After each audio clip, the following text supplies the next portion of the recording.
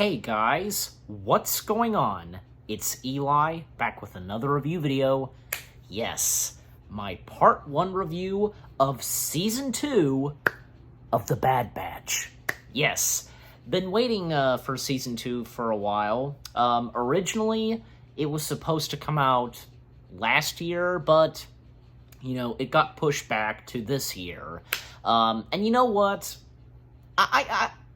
I can understand that. I think it was okay, because, let's face it, originally it was going to come out around the same time as, well, I want to say between Tales of the Jedi and Andor, and I don't think that was a good sign at first.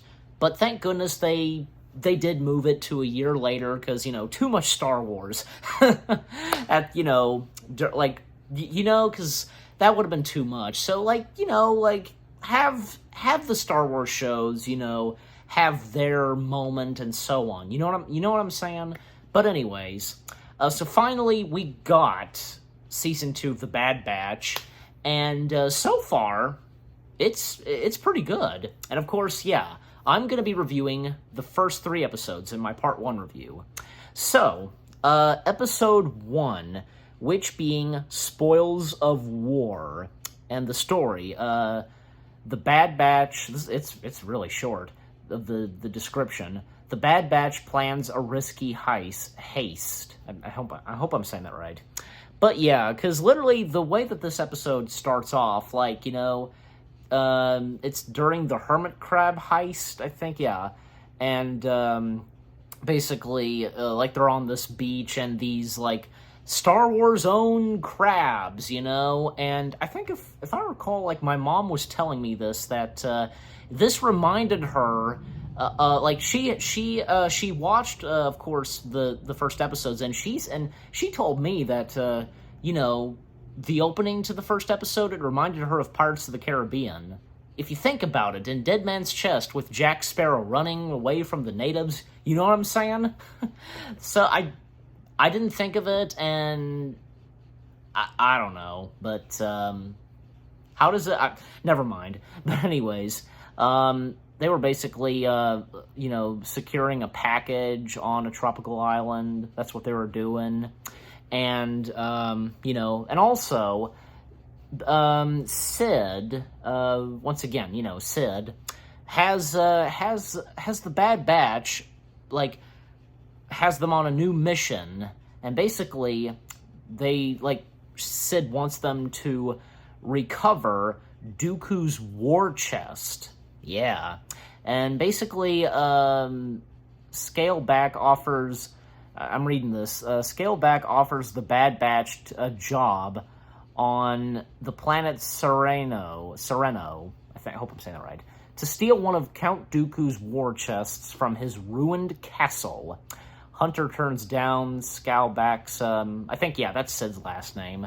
But, you know what, but here's the thing, if they go along with this and get Dooku's war chests, this would definitely be something for them and for Sid. It would save her business, and for the Bad Batch too, for their freedom and so on.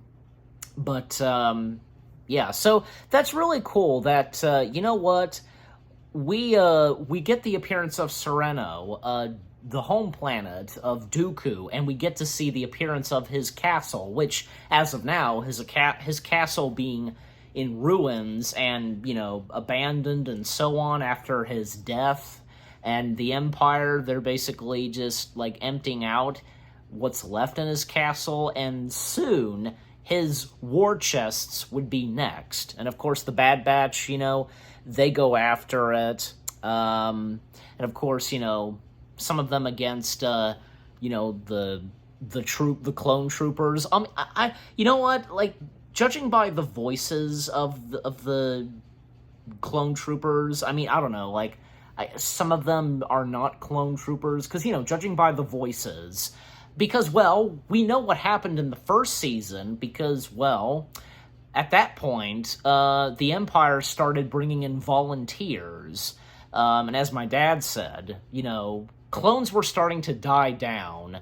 And, the Empire was soon to not have any use of the clones. We all remember that they destroyed Kamino. They literally obliterated it, and, the clones were no longer used. I mean, what's left of the clones, of course, still serving the Empire, but, again, volunteers, people coming in to serve the Empire and being the troopers. So, there's that.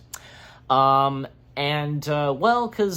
in the first episode, and in the second episode, they do get separated, at one point, and, for example, Omega, Tech, and, Echo, they get separated, and they get separated from Wrecker and Hunter. And at one point, because they're in one of the cargoes with Dooku's war chest, and, I remember, at one point, Tech actually gets injured. His leg gets injured.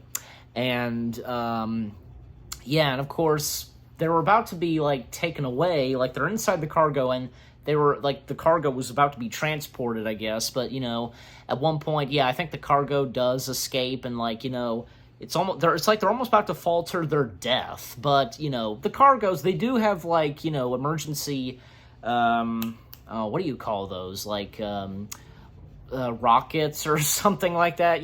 They can kind of fly, make a soft landing. And so in episode 2, Ruins of War, following episode 1, the batch must decide who to trust as they plan their escape. Yeah, because they got separated, and also because, as I'm reading, still in free fall, Omega, Tech, and Echo are thrown around the cargo container until its reentry thrusters fire. That's what they're called. Okay, reentry thrusters. I hope I'm saying the first word right. Wrecker and Hunter, they prepare to sneak through the city back at their ship, the Marauder, if I'm saying that right, I don't know. At one point, Omega, Echo, and Tech, they do come across somebody who lives on the planet, and basically named Romar. And what's interesting about Romar is, he doesn't serve the Empire or anything like that. In fact, we learn as though that him and many other people who live on that planet, Sereno, they hated Dooku, and for that matter, the galaxy hated Dooku because of who he was, and with the Separatists and the Galactic War, that kind of stuff. So that's pretty amazing. You can just imagine, because what Dooku was like to the people on the planet, because, man, obviously, because Dooku was very mean and cruel to them. And eventually, because, I think, the three of them, Omega, Tech, and Echo, they grow they start to, grow attached to Ramar, and even say Ramar gives Omega a toy, which basically, it's that kind of toy you look inside, and it's, sparkly and so on. And I think, Omega has no idea what a toy is at first, and Ramar explaining to her, it's a toy. It makes you happy. And that's true. Yeah, toys make people happy. Me too, because, and you guys too. And, and here's another thing, because, jumping back to episode 1, because Omega kind of overheard what Echo and Hunter were saying, their lives, the Bad Batch lives, according to Echo, their lives are like this because of Omega. Maybe not in a bad way, and maybe that's not what Echo was going for. But he also stated that, taking Omega off Kamino was the right thing to do, and it was. What Echo is saying, it's they're stuck where they're at because of Omega, their lives. And like Echo's saying that there's so much that they can do to help others, but they've got Omega to take care and worry about as well.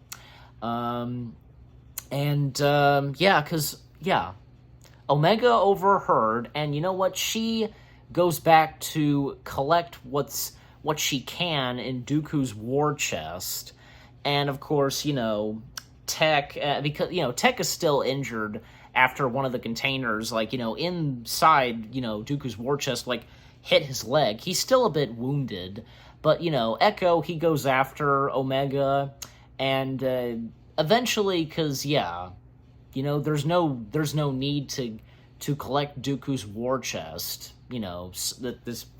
Scratch that, and with Hunter and Wrecker just trying to get back to them, and of course, all of them just confronting and coming face to face with the Empire.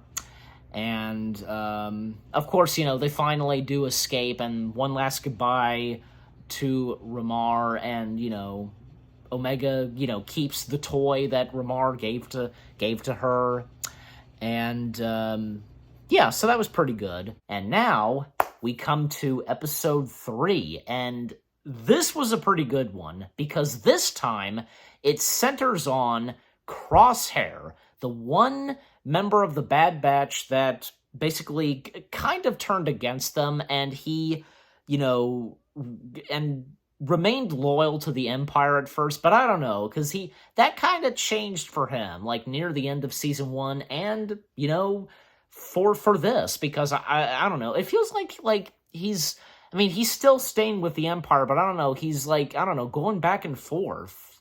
Yeah, because I think that makes sense right there. But yeah, the story, clones battle against a separatist holdout, and also because on the separatist world of D6, civilians go about harvesting crops outside a city. A mother and her son share drinks, sirens ring, and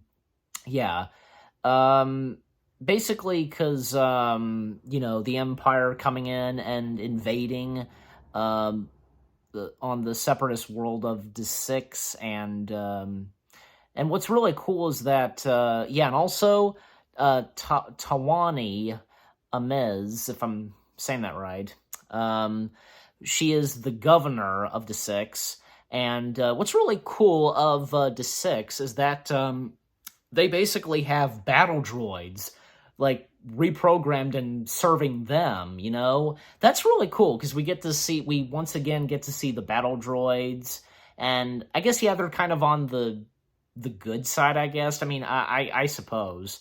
So with Crosshair, because, he is called in and,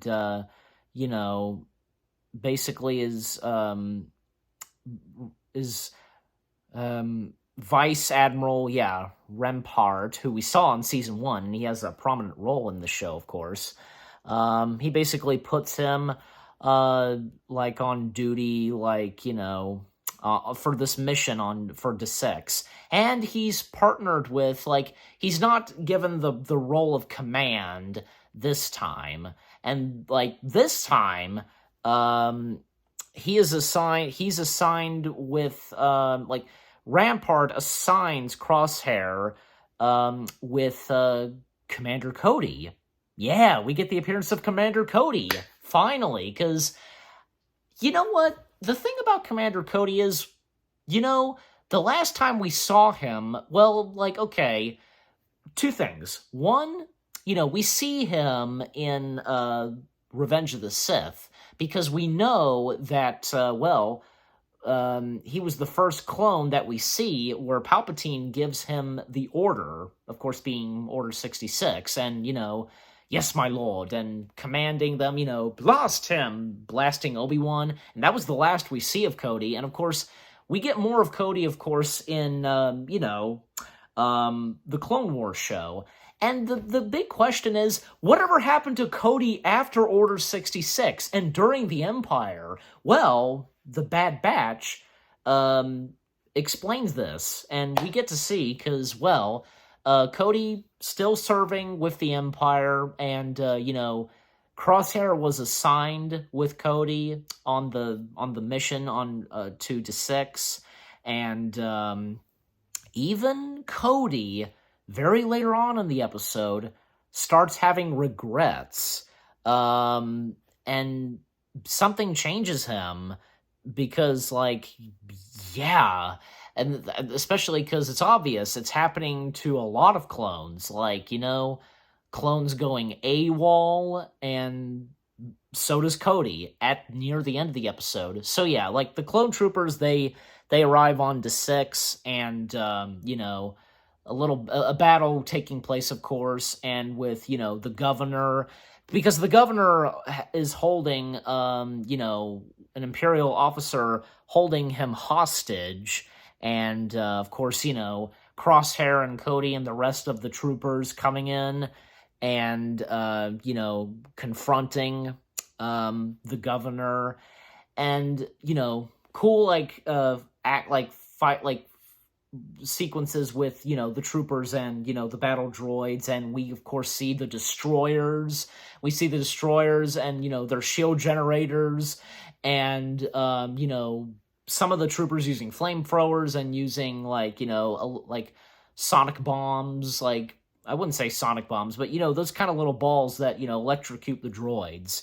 And the droids, the battle droids, of course, they're like in the Clone Wars, and with this, they have some funny moments. Why wouldn't they? Because, that clone trooper's oh, this isn't my day, and yeah, that's pretty funny. And so, yeah, and what was really cool is that, with the voices, I didn't talk about the voices that much. Well, no, not at all. Tawani Amiz, the governor of Desix, was voiced by Tasia Valenza. I think I'm saying her full name right. Best known with Star Wars, she voiced Shaak Ti in the Clone Wars. So good for her, doing another voice in Star Wars and in the Bad Batch. And also Shelby Young. Yeah, I follow her on several internet places. She's a pretty good voice actress, and she did a couple of voices in this episode. And the governor who was being held hostage by the governor of Desix, it was Governor Groton, being voiced by Max Mittelman. I think I'm saying that right, I guess. And of course, Matthew Wood, once again voicing the battle droids, as, he is the voice of the battle droids and General Grievous. So yeah. And of course, a confrontation between Tawani and Commander Cody, because, Cody's saying to Cody, some things that Cody says to Tawani, is the Empire is trying to restore peace in the galaxy, and, I've lived through one war. Let's not start another. And, Cody's, sparing her life, and the Governor Groton, is basically telling Cody, now execute her. I gave you an order. And I was having a feeling okay, I think I know where this is going. She is gonna be killed, and sure enough, yeah, it's Crosshair that gives the order and does his duties. Unfortunately, yeah, Crosshair kills Tawani, so that's unfortunate. And I'm sure a lot of you who watched this episode, you knew that was coming. Because Crosshair was right there, and obviously, he was the one that was going to kill her. It was obvious. And of course, the epilogue of the episode, well, because one last conversation between Cody and Crosshair, and a little bit later in the episode, well, Crosshair was reported back into the Vice Admiral's office, and apparently, according to him, Cody went AWOL, so yeah. that's going to be interesting if we're going to see, hopefully we'll see Cody once again in The Bad Batch. And maybe, just maybe, this is I'm guessing that maybe Cody will meet up with Rex, possibly? We already know that Rex is going to once again appear in Season 2, so we'll just have to wait and see if that will happen. I mean, there's no doubt about it. We're going to see Cody again, but we'll just have to wait and see what The Bad Batch Season 2 has in store for Cody next. So, yeah. Also, didn't want to leave this out. In Episode 1, because we once again get the appearance of AZ, who, he was a droid on Kamino, and, there was a bond that grew between him and Omega, and good for AZ, because, he survived and he joined the Bad Batch, and as of now, he's working at Sid's business place. Yeah, he's a servant droid now, so yeah, good for him. And this is in Episode 1, we get the first appearance of a new character named Phee Genoa, however you say the last name, being voiced by the one and only Wanda Sykes. She's finally in Star Wars. Here's the thing, I never really thought of it at first, not at all, because, even if I did, I would be like, oh, well, I'd be like, wouldn't it be cool if Wanda Sykes was in Star Wars? I don't know why I didn't think of it, but, well, now she is in the Star Wars universe, and clearly her character is supposed to, be her, modeled after her and so on, obviously. And if, she were to play the role in live action, yeah. But of course, Wanda Sykes being Wanda Sykes, and with her, and she's not really too, I guess, fond of the Bad Batch, except for Tech. She seems to have a thing for Tech, what's your name, Brown Eyes? And, Phee, she's a friend of Sid's. Also, in Episode 2, Ramar, the voice of Ramar, I didn't really, know who voiced him, and, couldn't, identify the voice. But as of now, checking it, I'm just like, oh, wow, yeah, that's cool. The voice of Ramar is Hector Elizondo, I hope I'm saying his last name right. Yeah, so he's the voice of Ramar, and Hector, best known for, say, being in Princess Diaries and being in one of the Beverly Hills Cop films. And, yeah, good for him being in Star Wars, too, and doing a voice. And also because there was one, in Episode 2 and at the end of it, because there was one clone trooper, Captain Wilco. I really can't remember Captain Wilco. I assume, I guess so. I mean, I'm not saying I have no idea who the heck this clone is.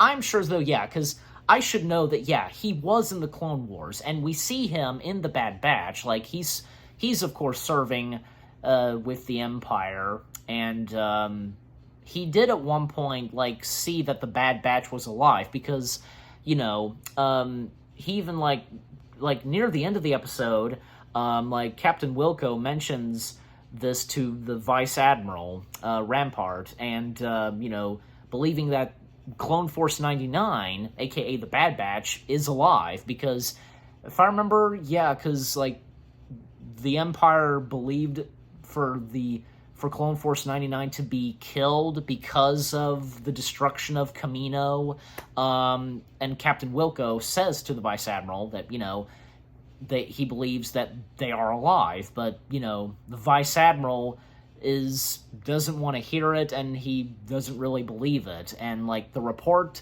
and, there's going to be a report sent to Tarkin, yeah, and, Captain Wilco doesn't want to lie, with this report. He believes that they're alive, and, because out of, Vice Admiral just flat out just kills Captain Wilco just shooting him, and we see that he falls to his death. Like, after being shot, he falls to his death. Like, jeez.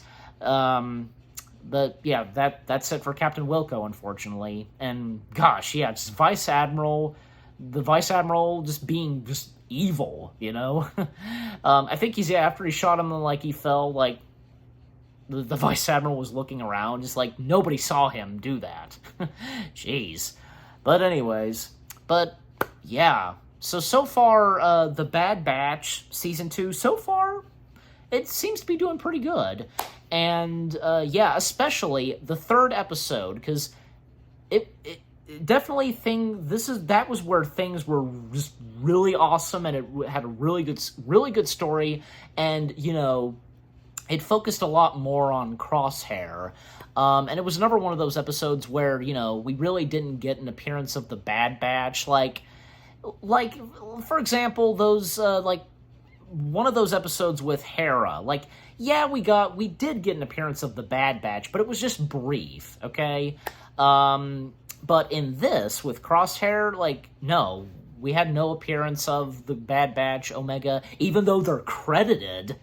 But still, yeah, it was pretty good. And, you know, we'll just have to wait and see what lies in store for, you know, Crosshair for the rest of Season 2 and Cody. We'll just have to wait and see. But yeah, so I hope you guys enjoyed my Part 1 review of The Bad Batch Season 2. Look forward to my Part 2 review. More reviews on your way. They're going to be awesome. Keep looking forward. And you guys let me know what you think so far of The Bad Batch Season 2. And what'd you think of the first 3 episodes? And what'd you think of my review? Yeah. I'll see you guys in the next video / review. And until my Part 2 review, take care, peace out, and may the Force be with you.